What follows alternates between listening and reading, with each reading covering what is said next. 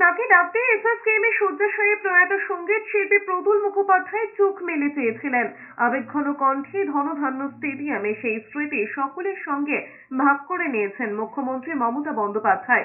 মুখ্যমন্ত্রী কথায় এটাই হয়তো সাইকোলজিক্যাল ট্রিটমেন্ট। এদিন মুখ্যমন্ত্রী বলেন তার ডাকে প্রয়াত শিল্পীর চোখ জলে ভরে যায়।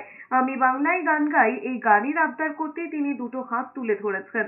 সেটা আশীর্বাদ কিনা জানা নেই মুখ্যমন্ত্রী, তবে ইশারায় বলেছিলেন পারবেন না আর গান গাইতে।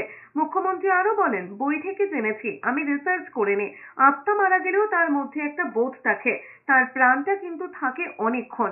এরপর শিল্পীর চিকিৎসার জন্য গঠিত মেডিকেল টিমের সঙ্গে কথা বলেছেন মুখ্যমন্ত্রী মমতা বন্দ্যোপাধ্যায়। উল্লেখ্য, মুখ্যমন্ত্রী বিভিন্ন সভা মঞ্চে বারবার দেখা গিয়েছিল প্রবাদ প্রতিম সঙ্গীত শিল্পীকে। সেই মঞ্চ থেকেই আমি বাংলায় গান গাই গাইতে দেখা যেত প্রয়াত শিল্পীকে। তবে দীর্ঘদিনের শারীরিক অসুস্থতা ইদানিং লোকচক্ষুর আড়ালে চলে গিয়েছিলেন তিনি। শেষের কয়েকটা দিন কেটেছিল পিজির বেডে। অবশেষে সেখান থেকে চলতি মাসের 15ই ফেব্রুয়ারি পৃথিবীর মায়া কাটিয়ে পরলোকে গমন করেন প্রতুল মুখোপাধ্যায়।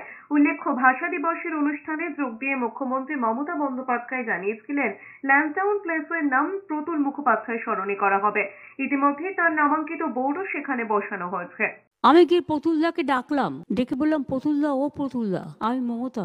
বিশ্বাস করুন, যে লোকটা দুদিন রেসপন্ড করেনি, ওই যে বলেন অনেক সময় সাইকোলজিক্যাল ট্রিটমেন্ট, তাকে অনেক সময় ফিরিয়ে আনে। চোখ খুললেন, চোখ দুটো জলে ভরে গেল।